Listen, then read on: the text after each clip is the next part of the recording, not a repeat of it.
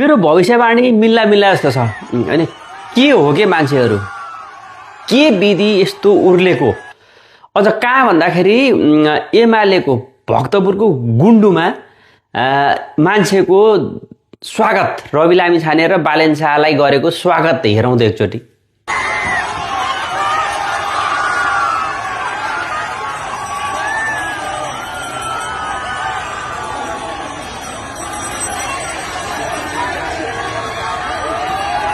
त्यो पनि हुन्छ म कति सबैभन्दा धेरै अहिलेको यो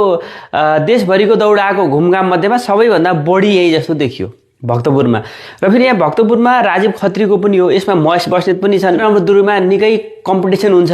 र महेश बस्नेतले धेरै विकास गरेका छन् भक्तपुरमा भन्ने पनि छ भनेअनुसार चाहिँ र जित्दै आए पनि सबभन्दा कान्छो उमेरमा महेश बस्नेत गाउँपालिकाको गाविस अध्यक्ष पनि बनेका र राजीव खत्री अहिले पहिलोचोटि पनि भिड्दैछन् र राष्ट्रिय स्वतन्त्र पार्टी अहिले नेपालमा यो मैले भनेको होइन यो